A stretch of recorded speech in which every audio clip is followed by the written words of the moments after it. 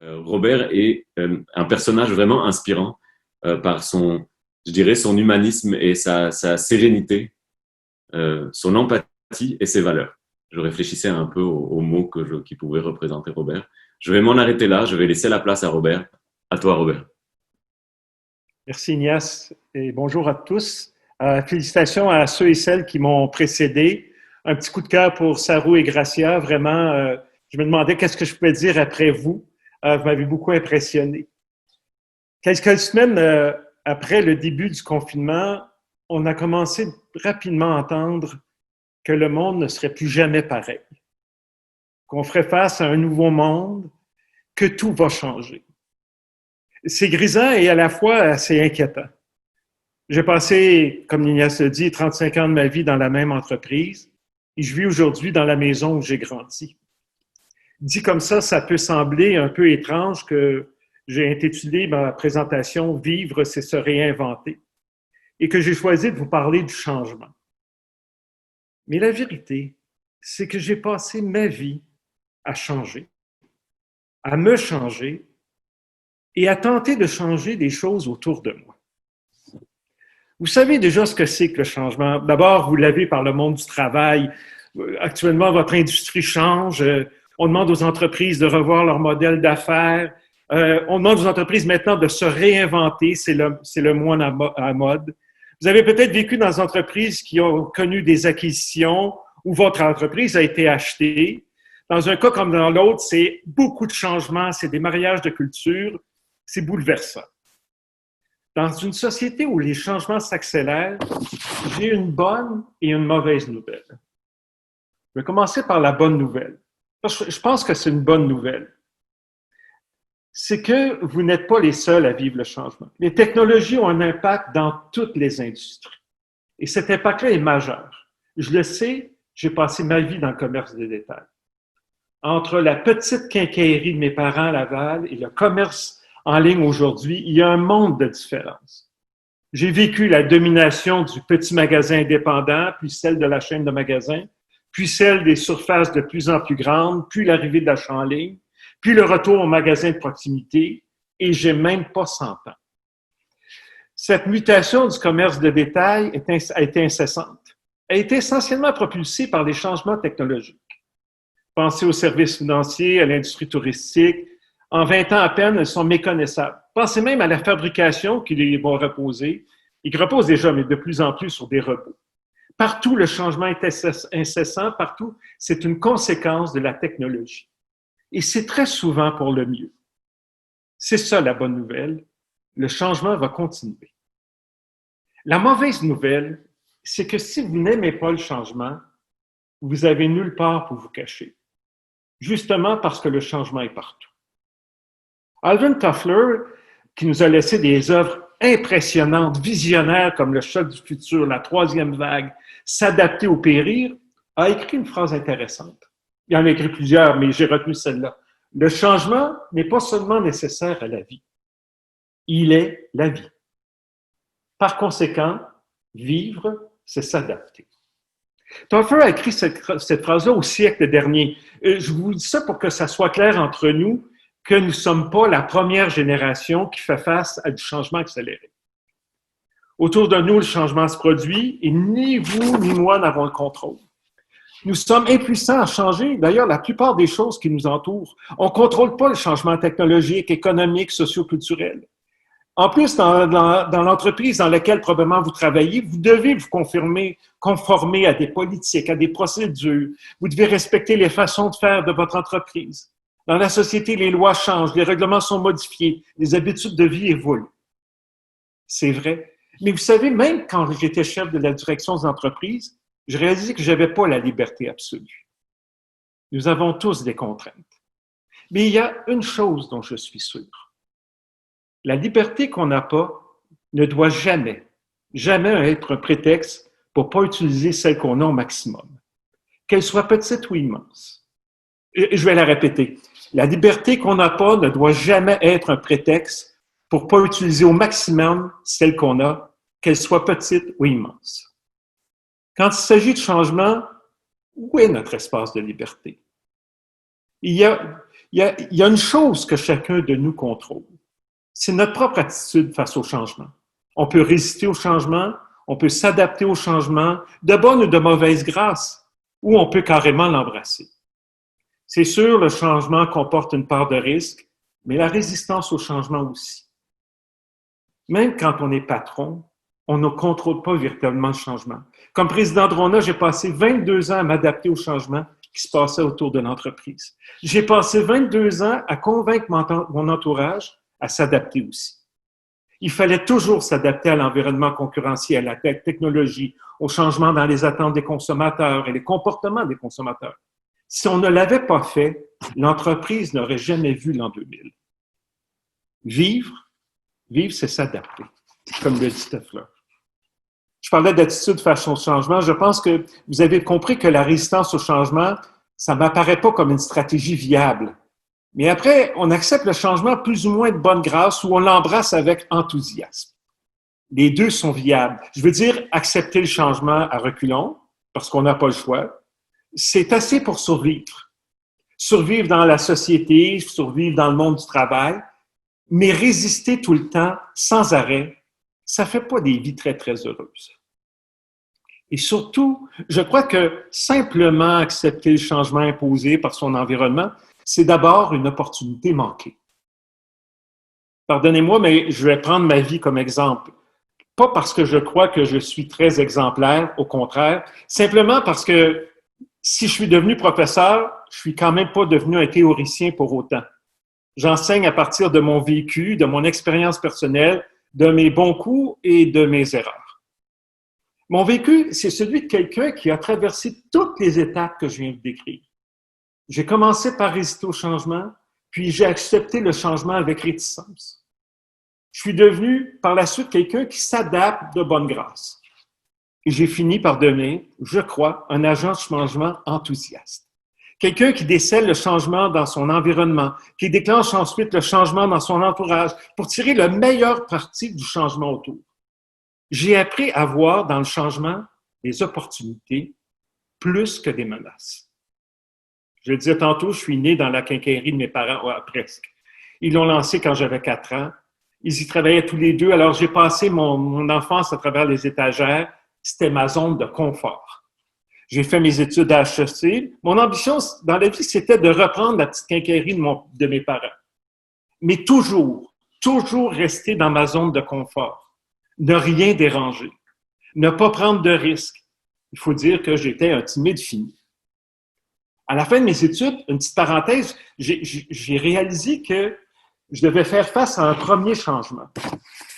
Que la vie ne m'offrirait plus jamais de mesures de succès aussi claires que celles qu'elles avaient été au cours de mes années d'études. On avait des notes pour nos travaux, pour nos examens, pour des intras, des notes pour des présentations. L'évaluation du prof n'existerait plus.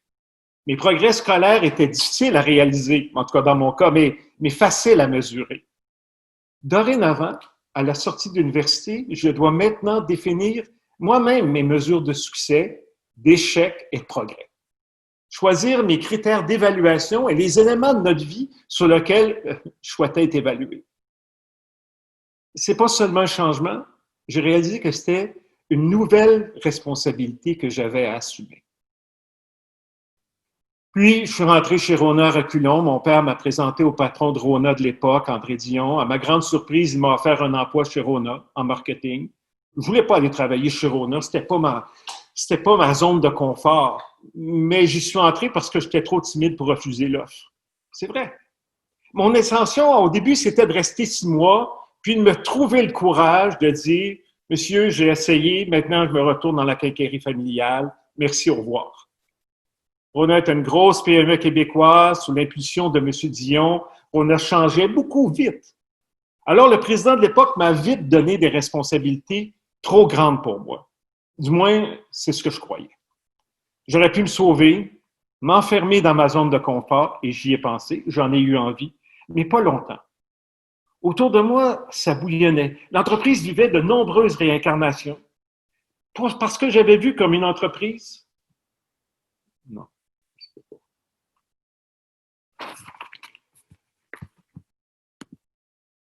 On t'entend, Robert. Vous m'entendez? Oui. OK. Alors, ce que j'avais vu comme une entreprise,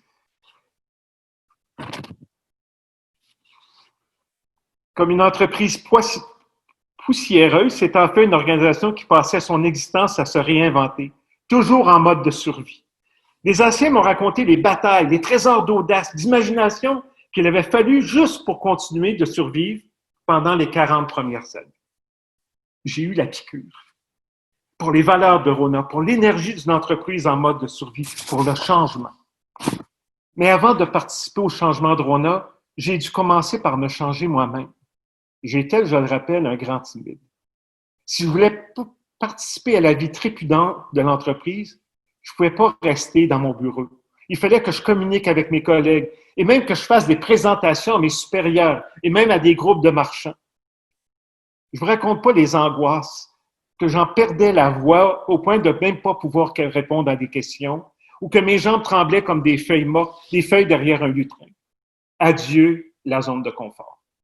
Si je voulais participer au changement, il fallait d'abord me changer moi-même. J'ai dû commencer à me réinventer. Pas rien qu'une fois, j'ai dû en faire un mode de vie. Parce que l'entreprise changeait, parce que mon poste dans l'entreprise changeait aussi.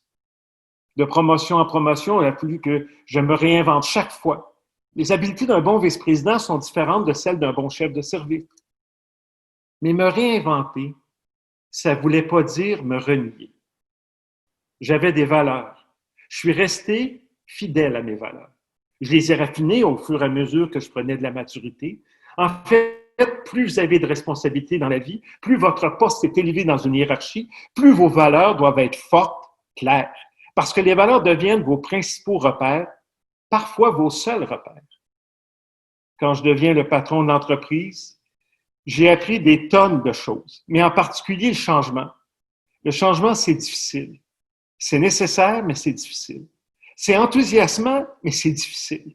Je l'ai appris parce que j'ai dû changer moi-même continuellement.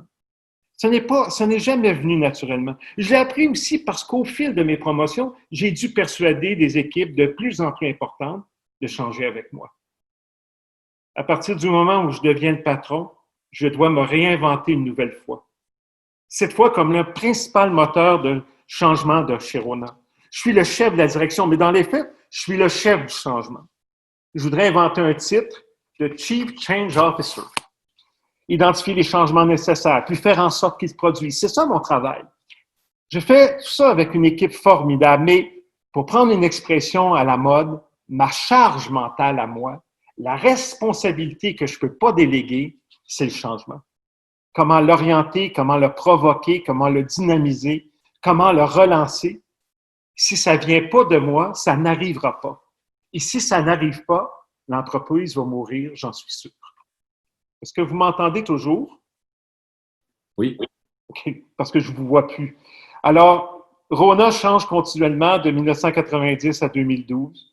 La liste des changements vécus d'entreprise est longue, mais que ce soit au plan stratégique, structurel, opérationnel, Rona est devenu un moteur de changement, particulièrement dans sa façon d'assumer ses responsabilités sociétales et avec, à mon humble avis, beaucoup de succès.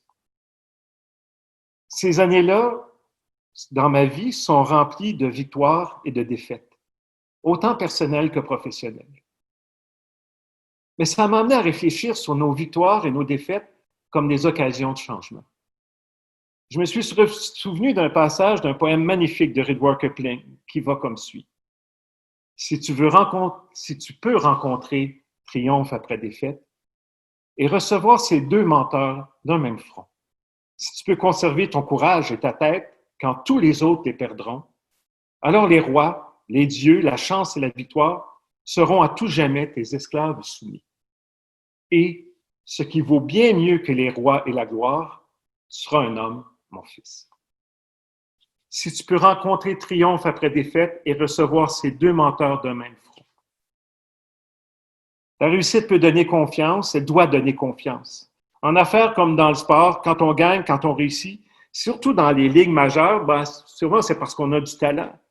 Et c'est parce qu'on a utilisé ce talent-là comme il le fallait. C'est parce qu'on a trouvé une façon de faire mieux que d'autres. Et on a évidemment toutes les raisons d'être fiers. Mais pour reprendre les mots de Kipling, le triomphe est menteur. Je me suis aperçu qu'une performance supérieure ne fait pas un être supérieur. On a le droit d'être fier de triompher, mais on n'a pas le droit d'arrêter de se remettre en question. On n'a pas le droit de mépriser ceux qui n'ont pas triomphé ce jour-là ou qui n'ont jamais triomphé devant nous. On n'a pas le droit de croire que la victoire nous donne le privilège de ne plus vous voir changer, grandir, se réinventer. La défaite aussi est menteuse. Elle est porteuse d'amertume, parfois, mais elle ne devrait pas. Elle est porteuse de doute, toujours. Et c'est par le doute et la remise en question que l'échec trouve son utilité. Et si l'échec doit faire remettre en question nos façons de faire, il ne doit pas jamais nous faire douter de ce que nous sommes vraiment. Comme le triomphe, la défaite est menteuse quand elle nous fait oublier qui nous sommes et surtout qui nous pouvons devenir. Dans la réussite comme dans l'échec, il faut avoir l'humilité et le courage de rester soi, de conserver ce que nous avons d'unique. Il faut aussi garder le courage d'être différent. C'est vrai des athlètes, mais c'est aussi vrai de tous, de chacun d'entre nous. On a tous connu des triomphes. Nous avons connu des défaites. Nous en connaîtrons d'autres aussi dans nos vies personnelles comme dans nos vies professionnelles. Beaucoup plus souvent qu'on pense. Pas besoin de participer à la finale du 100 mètres pour connaître des émotions de calibre olympique. Les circonstances de la vie fournissent à toutes et à tous de nombreuses occasions de vivre ces défaites et des triomphes qui sont menteurs. Il faut se rappeler qu'elles sont des occasions de grandir et de changer. Si le triomphe et la défaite sont menteurs, où trouve-t-on la vérité? Eh bien, nulle part d'autre, nulle part ailleurs qu'au fond de soi. Dans le triomphe comme dans la défaite, la vérité se retrouve dans ce que nous sommes vraiment, profondément. Avec nos forces, nos habiletés, nos héroïsmes, si souvent oubliés dans la défaite, mais avec nos faiblesses, nos maladresses, nos lâchetés, si bien masquées par le triomphe. Et c'est pourtant là que se trouve la vérité. Là que s'échafaudent déjà nos triomphes et nos défaites à venir. Les seuls qui comptent en définitive. Les victoires et les défaites, je le répète, nous permettent de changer. Un jour, on m'a mis à la porte, sans ménagement. Je me retrouve un bon soir, seul chez moi, face à un mur, dans tous les sens du terme. Le problème, c'est que l'entreprise pour laquelle je travaillais, c'était pas un emploi, c'était pas une carrière, c'était toute ma vie, c'était ma raison de vivre. Alors, je me réfugie dans le silence, d'abord à Saint-Benoît-du-Lac, puis dans mon condo en Floride. Je vais être seul, je vais faire le point. Quand mes plaies commencent à se cicatriser, je décide de voir une opportunité dans ce que j'ai vécu comme une immense tragédie. Encore une fois, je vais me réinventer. Complètement cette fois. Un jour, je tombe sur un de mes discours prononcé en 2006. Je l'avais appelé L'homme qui plantait des arbres parce que je m'inspirais du livre de Jean Giono qui portait le même titre. Bref, l'homme qui plantait des arbres s'appelait Ézéard Bouffier, un berger de Provence. Tous les jours, Ézéard plantait ses arbres, seul. Et cela pendant des décennies. Tant et si bien que raconte Giono qu'à lui seul, il a recréé une, puis des forêts qui ont permis de redonner la vie à une région entière qui serait morte autrement. La première fois que j'ai parlé d'Ézéard Bouffier, en 2006, c'était pour vanter la patience et la persévérance des pionniers de Rhône. Mais en 2013, dans ma retraite dans le Sud, c'est moi que je reconnais en Ézéard Bouffier. Je constate que le vrai changement, c'est souvent imperceptible. Je réalise qu'en me changeant moi-même, pendant toute ma vie, j'ai planté des arbres. Mais je décide de continuer à planter des arbres. Mes jeunes pousses, ça sera des étudiants, des jeunes entrepreneurs. C'est comme ça que je pourrais continuer à avoir de l'impact, à laisser, bien humblement, une petite trace sur Terre. C'est encore une fois une opportunité de changer pour grandir, pour pousser mes limites. Chacune et chacun de nous, peut-être, peut être un Ézéard Bouffier. Un arbre à la fois. Nous pouvons tous être des agents de changement. Au travail, dans notre famille, dans les obligations bénévoles, notre rôle sur Terre, c'est de planter des arbres pour changer le monde. Parce que des forêts, parce que la vie, ça se développe un arbre à la fois. Parce que nous aussi, on doit changer un jour à la fois pour devenir ce que nous sommes vraiment. Nous n'avons pas le droit de nous priver de ça. Merci.